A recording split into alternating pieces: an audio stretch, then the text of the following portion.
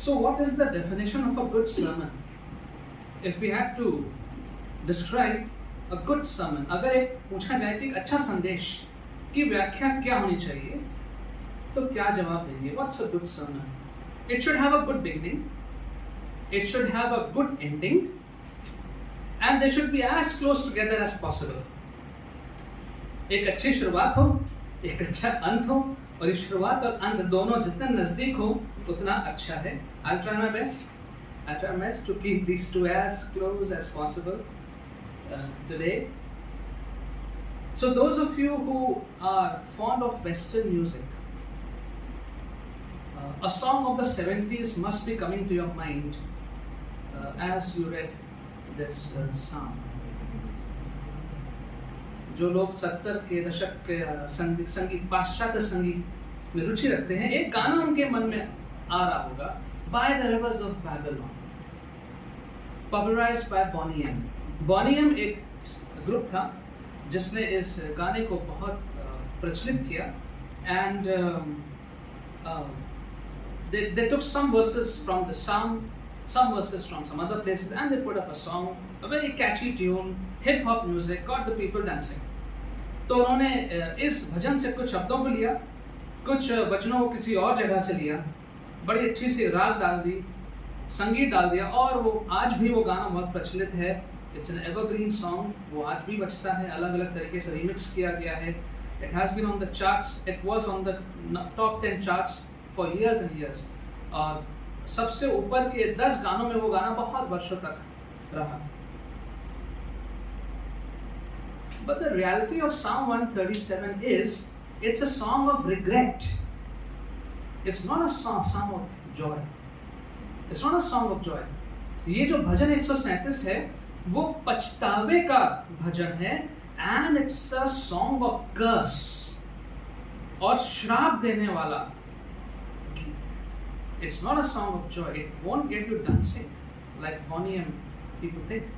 ये आपको नाचने के लिए और आपको इतना हर्ष नहीं भरेगा, क्योंकि ये पछताने वाला भजन है और एक श्राप देने वाला भजन है. What's the history behind Psalm 137? क्या है भजन 137 के पीछे का इतिहास?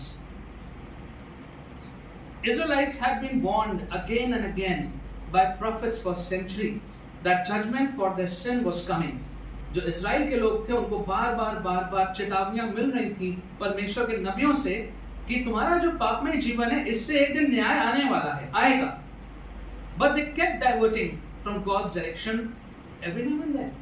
और बार वो अपनी दिशा को बदलते थे, बार वो सारे काम करते थे जो परमेश्वर ने मना किया था.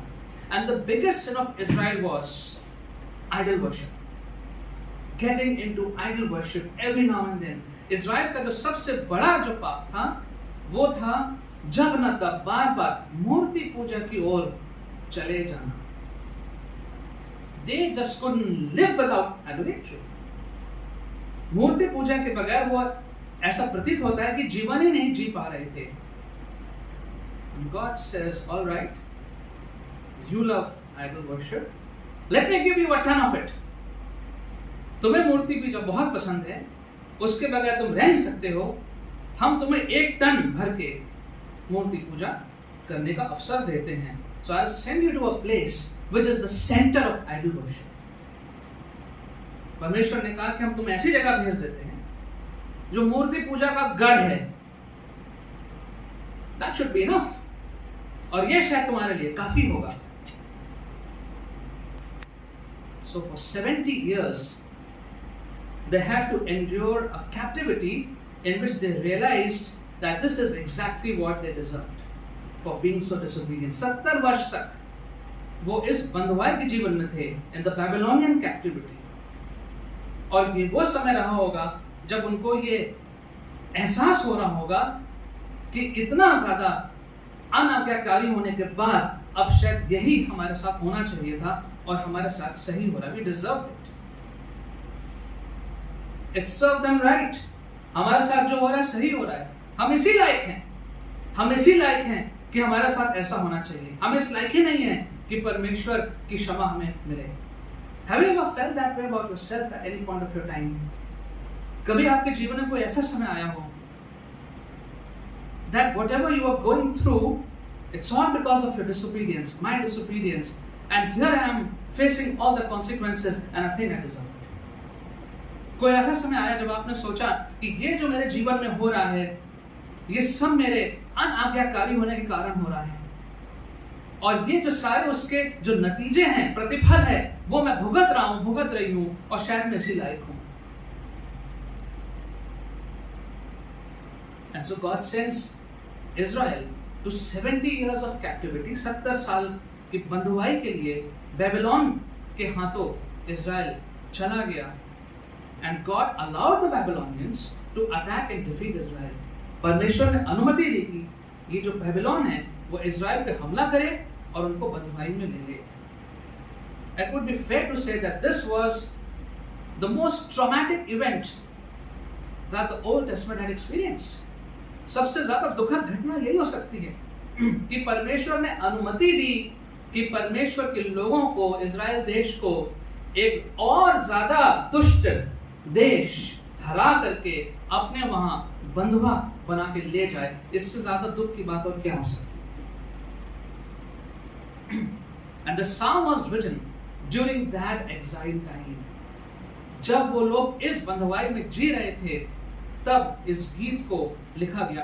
And it expresses deep regret over the state of affairs. जो कुछ उनके साथ हुआ, जो हो रहा है, उनके दिल में बहुत पछतावा था, अब पछतावा था, और उनके शब्दों से ये पछतावा साफ जाहिर हो रहा है. You see, regret is a very powerful emotion. पछतावा जो है वो एक बहुत शक्तिशाली भाव है. Have you deeply regretted any past time of your life? कोई ऐसा समय हमारे जीवन का है जिसके बारे में बहुत पछतावा किया है. A time that you wish you had acted differently. कोई ऐसा समय जो बीत गया, काश मैंने ऐसा ना किया होता, काश मैंने कुछ और किया होता. A time you wish you could go back and change. काश मैं वापस जाके उसको बदल देता. This psalm is about remembering that captivity. जिस बंधुआई में वो थे, उस बंधुआई को ये गीत याद करता है. And it helps us also to remember our captivity to sin, so that we don't go back and repeat it. हमको भी ये भजन याद दिलाता है कि वो समय जब हम भी पाप की बंधुआई में थे एक समय में, ताकि हम वापस जाके कभी दोबारा ऐसा ना करें. Verse 1. By the rivers of Babylon we sat and wept when we remembered Zion. Hindi में कोई पढ़ेगा इसको? बाबुल की नदियों के किनारे जी हम बैठ गए और सियोन को स्मरण करके रो पड़े. We were weeping, हम रो रहे थे बैठ के. So these rivers probably was either the river Tigris or the river Euphrates. ये नदियां होंगी और maybe the tributaries. Whatever it was, but a river is symbolic. So much of water, it is symbolic. A river is symbolic, and so by the rivers they sat and they wept. They probably wept over the death of so many loved ones. शायद वो रो रहे थे, जितने लोग मरे होंगे उनके बारे में वो शोक कर रहे होंगे. They wept over the loss of almost everything they owned. जितना उनके संपत्ति थी वो सब वो खो चुके थे, शायद इस पे वो रो रहे होंगे. They wept over the destroyed city of Jerusalem and the great temple, जो परमेश्वर का मंदिर था, Zion, जो उनके हृदय में एक बहुत बड़ी चीज थी उनके लिए, वो नष्ट हो चुका था. शायद इसके लिए वो अब पश्चाताप कर रहे हैं. They wept over the agony of this forced march from Judah to Babylon. जबरदस्ती अपने घर से निकाल के उनको एक दूसरे और दुष्ट देश में जाना पड़ गया. शायद इस पे वो अफसोस जाहिर कर रहे हैं. They wept over the cruelty of the captors. The Babylonians were very cruel. बहुत क्रूर लोग थे और उनकी क्रूरता पे अब इनको पश्चाताप हो रहा है, वो रो रहे हैं. They wept over the loss of such a blessed past they had, of things that could have been. और उनका जो समय जो बीत गया, जो इतना बढ़िया सुंदर समय था, जो उनके हाथ से निकल गया, शायद उस पे बैठ के वो रो रहे हैं. They wept over the bleak nature of the future. अब भविष्य में क्या होगा, यहाँ से तो कभी निकल नहीं पाएंगे, शायद इस पे वो रो रहे थे। They wept over their sin that invited such judgment from God. अपने उस पाप पे अब रो रहे थे जिसकी वजह से इतना बड़ा न्याय परमेश्वर ने अब कर दिया। Verse 2 to 4. There on the populace we hung our harps, for there our captors asked us for songs. Our tormentors demanded songs of joy. They said, "Sing us one of the songs of Zion." How can we sing the songs of the Lord while in a foreign land? पढ़ दीजिए 2 से 4। उसके बीच के मजनू वृक्षों पर हमने अपनी बीड़ाओं को टांग दिया, क्योंकि हमें बंधुआ बनाने वालों ने वहाँ हमसे गीत गाने को कहा और हमारे अत्याचारियों ने मनोरंजन करने को कहा। सियोन के गीतों में से हमारे लिए कोई गीत गाओ। हम पराए देश में यहोवा का गीत कैसे गा सकते हैं? The singers and musicians were unable to sing. They were unable to play music. जो गाने वाले लोग थे, जो बजाने वाले लोग थे, वो गाना ही नहीं गा पा रहे थे, अपने यंत्रों को बजा नहीं पा रहे थे। Why? All the songs were about songs of God and God's love. जितने भी उनके गीत थे, वो उनके सारे गीत तो परमेश्वर के बारे में थे, परमेश्वर के प्रेम के बारे में थे। The songs were about God's liberation from Egypt. परमेश्वर ने कैसे उन्हें बंधुआई से छुड़ाया, इसके बारे में थे। The songs were about the promised land, जो वाचा का देश था, इन सब के बारे में सारे उनके गीत थे। And now how can they sing those songs again? वो सारे गीत दोबारा वो नहीं गा पा रहे थे। And there's a lesson to be learned over here. एक चीज जो हम सीख सकते हैं यहाँ पे, our captivity to sin and its after effects can make us unable to worship God. हमारा पाप के प्रति जो अगर हम उसके बंधुआई में हैं या उसके बाद जो उसके असर हमारे जीवन में पड़ते हैं, उससे ये मुमकिन है कि हम परमेश्वर की आराधना ना करने पाए। We may find ourselves unable to worship God. In other words, दूसरे शब्दों में, many Christians are unable to worship God because either they are captive to sin or completely overwhelmed by its after effects. बहुत से मसीह लोग प्रभु के आराधना नहीं कर पाते हैं। Now I have been leading the worship for the last 28 years or so. करीबन 28 सालों से मैं परमेश्वर की आराधना लीड करता हूँ, गिटार में, गाने। And so I can see the people wherever I have been, whether it was Methodist Church, whether it was here, whether it was Rupedia, whether it was UBS, whether it was Strong Farm in Banbasa. I see people, and I can see the ones who are really worshiping and the ones who are just quite lost. मैंने अपने 28 साल में देखा है आराधना को lead करते हुए कि कैसे कुछ लोग तो हैं वो सच में परमेश्वर का आराधना कर रहे हैं, स्तुति कर रहे हैं, और कुछ लोग खड़े हुए एकदम ऐसे बैठे हुए हैं, उनके चेहरे पे कोई भाव नहीं है। इतना अच्छे गीत, इतना अच्छा सब लोग गा रहे हैं। How is it that someone is just कोई व्यक्ति एकदम ऐसे? It's possible that a past sin, a present sin, or something has been pressing that person, has completely overwhelmed that person. उसका नतीजा किसी पिछले पाप का या वर्तमान में किसी पाप का कोई ऐसी बात है जिसने ऐसा जकड़ रखा है कि वो व्यक्ति परमेश्वर की आराधना नहीं कर पाता। Verses 5 and 6. If I forget you, O Jerusalem, may my right hand forget its skills. May my tongue cling to the roof of my mouth. If I do not remember you, if I do not consider Jerusalem my highest joy. Hindi में पढ़ लीजिए। हे यरूशलेम, यदि मैं तुझे भूल जाऊं, तो मेरा दाहिना हाथ भी काम करना भूल जाए। यदि मैं तुझे स्मरण ना रखूं, यदि मैं यरूशलेम को अपने बड़े से बड़े आनंद से श्रेष्ठ न जानूं, तो मेरी जीभ मेरे तालू से चिपक जाए। So the singers, they vowed that they will never forget God's holy city, even if they have to call a curse upon themselves. जो गीतकार थे, गाने वाले थे, उन्होंने ये प्रण किया कि भले ही हमें अपने आप को श्रापित करना पड़े, लेकिन हम परमेश्वर के पवित्र शहर को नहीं भूलेंगे.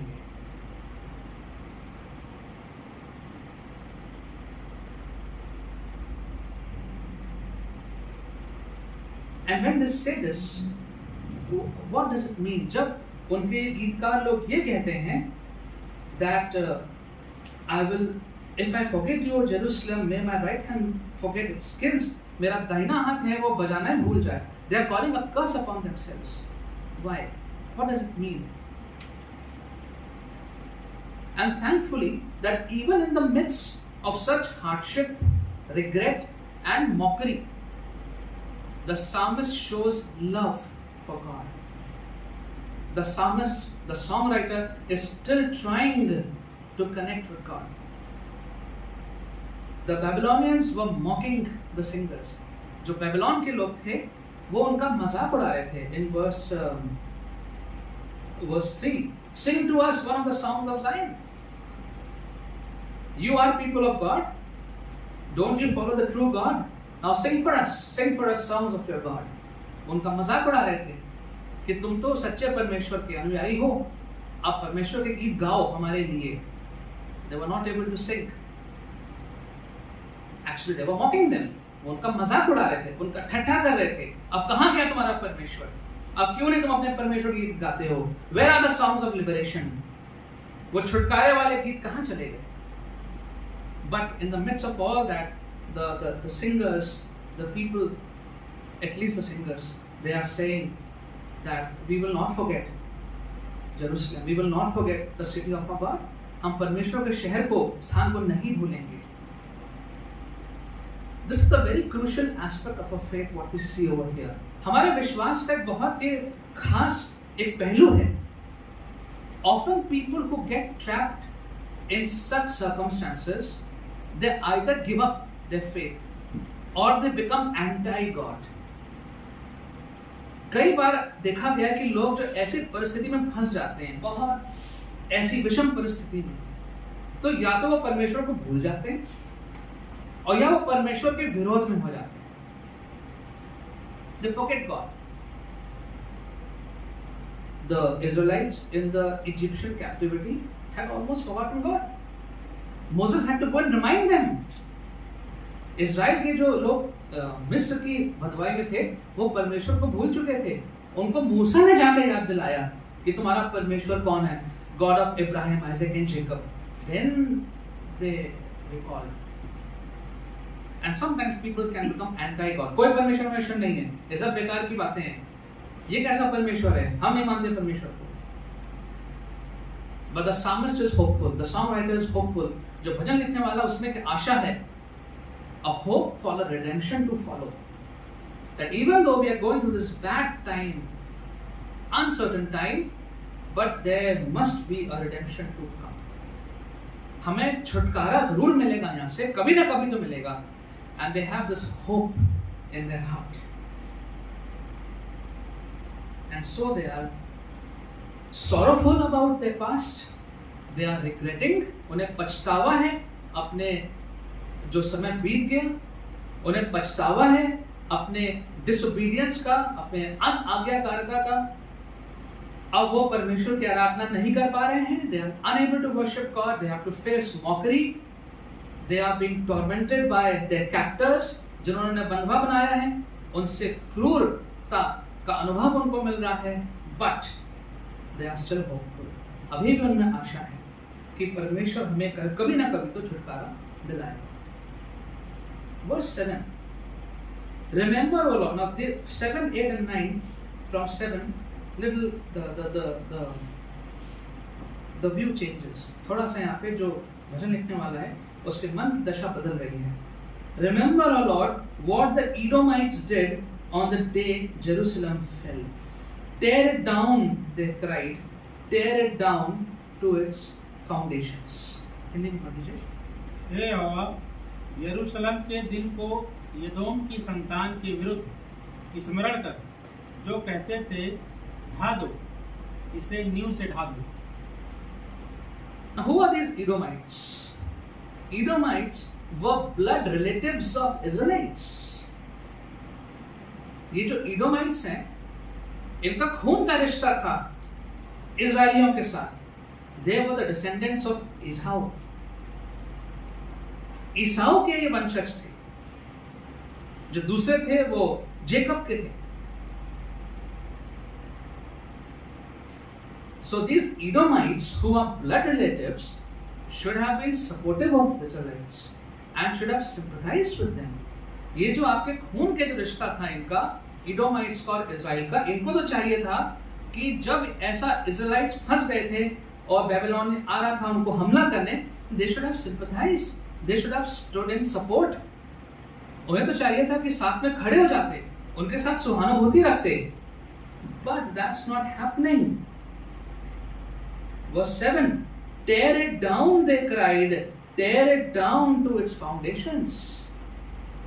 They are provoking the Babylonians, instigating the Babylonians to destroy Jerusalem completely.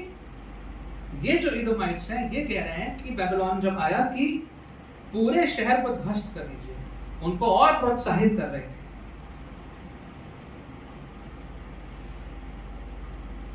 And these Edomites were enjoying Jerusalem's agony and they wanted the city to be destroyed completely. यरूशलेम को जो तकलीफ हो रही थी इस समय, जो उनका पूरा शहर उनका जला दिया, पूरा उनको बंधुआई में ले गए, उसमें ये लोग खुश हो रहे थे। And the songwriter calls upon Yahweh to vindicate the people and punish the Edomites for their conspiracy with the Babylonians when they captured and destroyed Jerusalem. यहां पर जो भजन लिखने वाला है वो प्रार्थना कर रहा है, हे परमेश्वर, ये जो इदोम के लोग हैं जिन्होंने ये षड्यंत्र रचा बेबीलोन के साथ मिल करके, इनको आप सजा दीजिए। A small lesson, छोटा सा एक सबक, never take pleasure in anyone's afflictions. किसी के दुख तकलीफ में खुश मत होइए, especially afflictions of God's children, no matter how bad they are. खास तौर से जो परमेश्वर के चुने हुए लोग हैं, वो किसी तकलीफ से गुजर रहे हैं, उसमें खुश मत होइए, उनकी तकलीफ को बढ़ाइए मत। परमेश्वर सब देख रहे हैं। The Lord takes a note. परमेश्वर नोट करते हैं ऐसे समय में हमारा दृष्टिकोण क्या है। And God did punish the Edomites afterwards. परमेश्वर ने एदोमियों को सजा दी। 8 and 9 are dark. जो 8वां और 9वां पद है, ये थोड़ा अंधकार से भरा हुआ है। कष्ट होता है इनको पढ़ के, and many people are not able to understand what is this about. What is this 7, 8 and 9 about? O daughter of Babylon, doomed to destruction, happy is he who repays you for what you have done to us. So far so good. He who seizes your infants and dashes them against the rocks.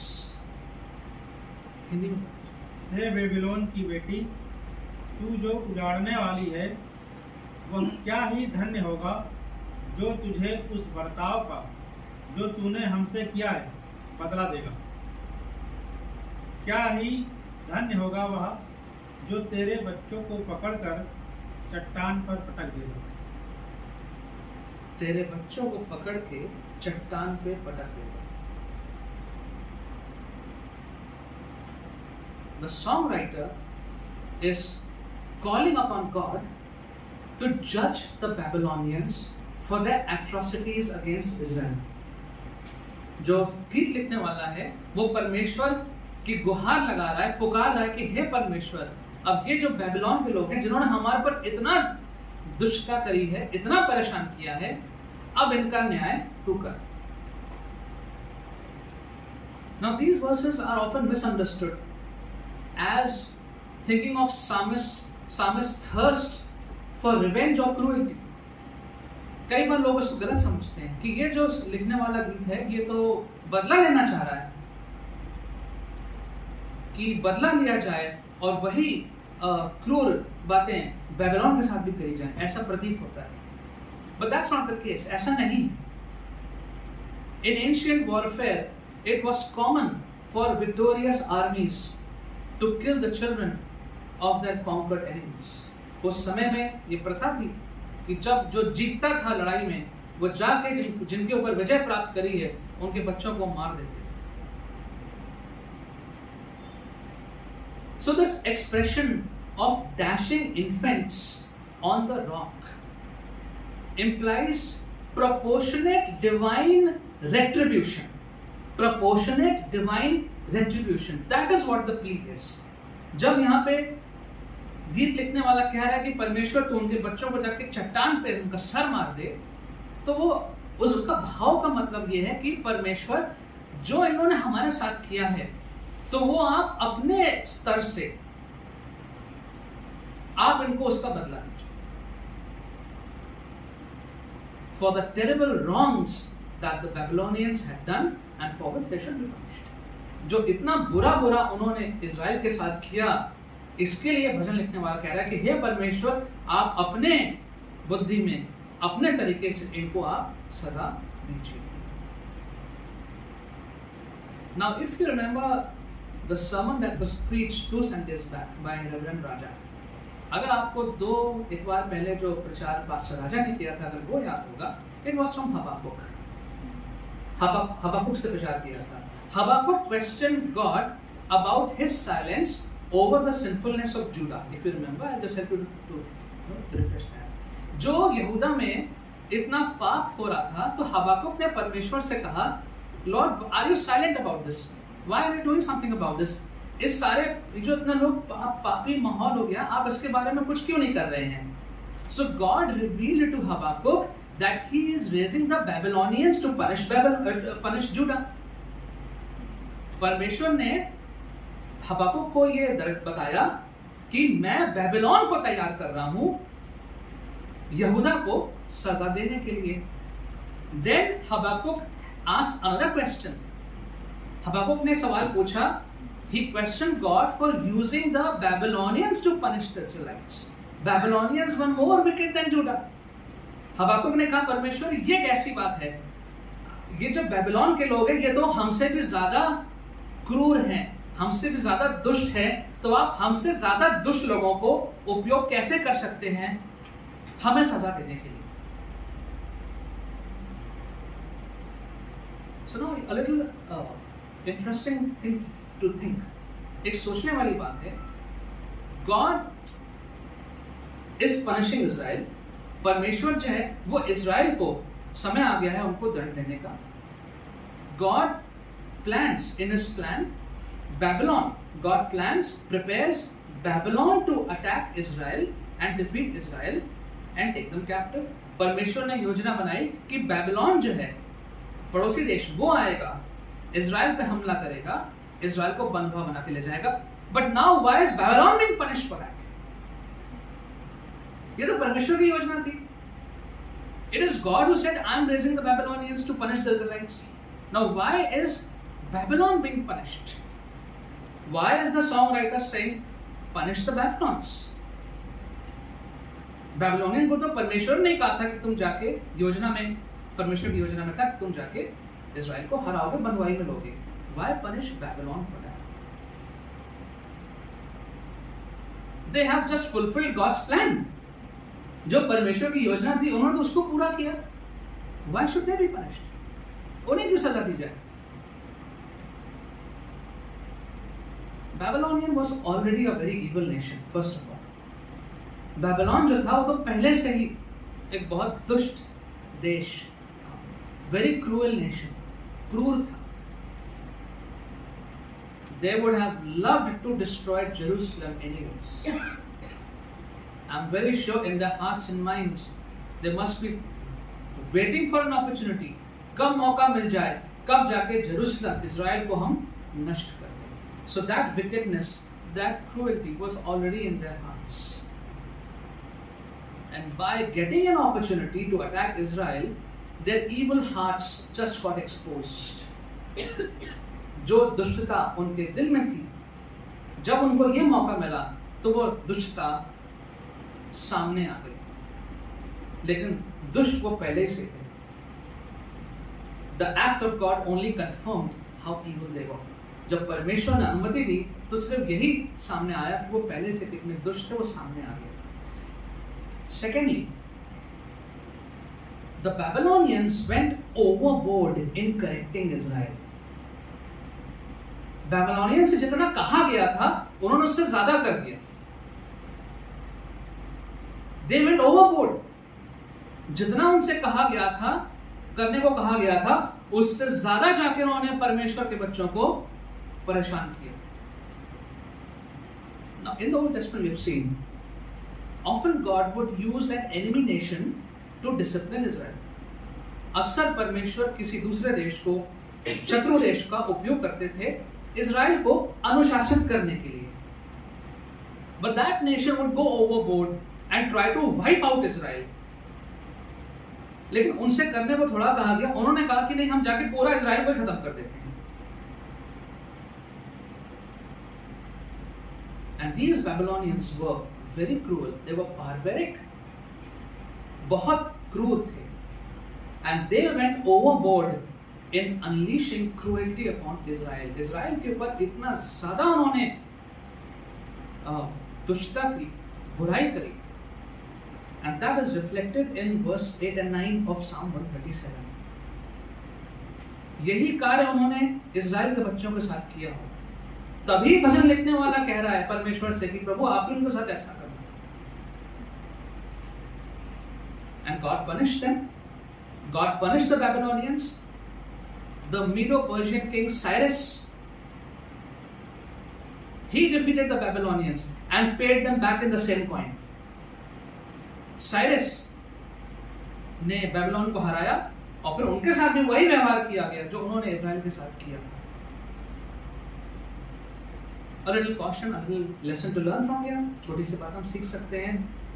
Let us never go overboard in disciplining anyone. Let us try not to.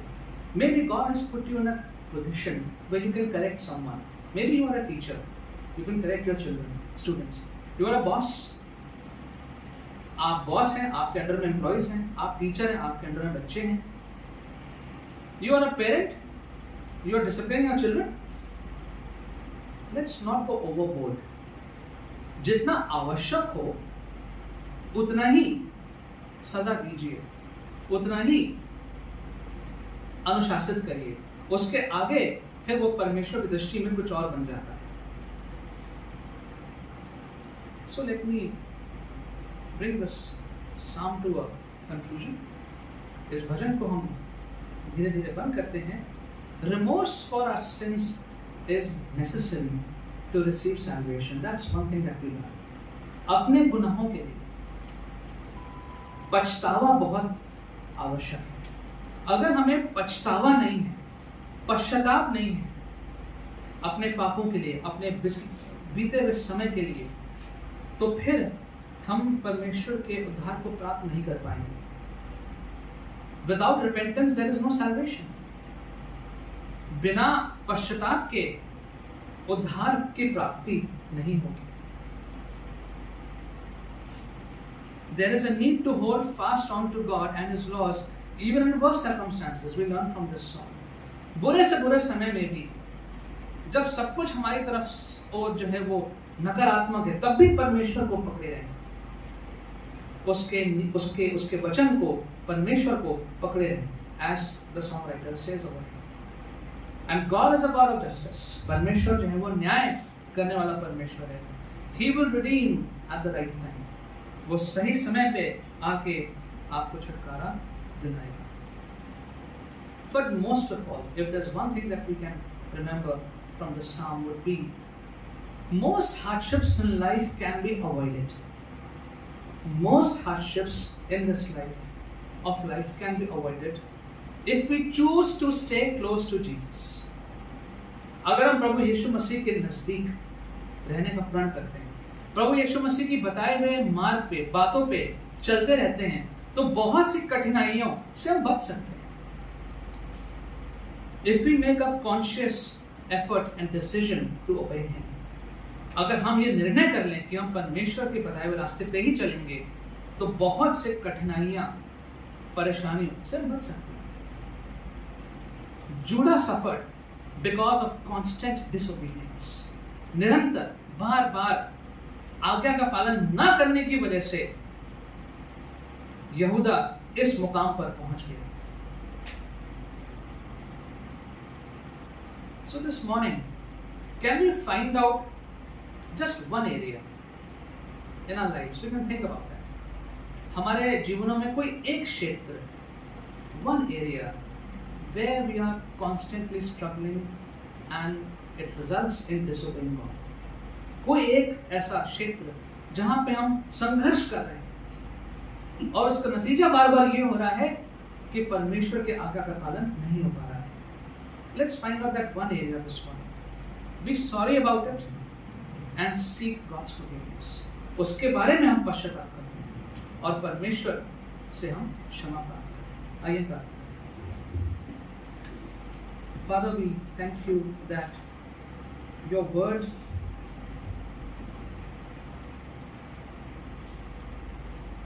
is so powerful and your word helps us to see what you did in history and how you dealt with people, and most of all we are able to see your heart throughout all these circumstances.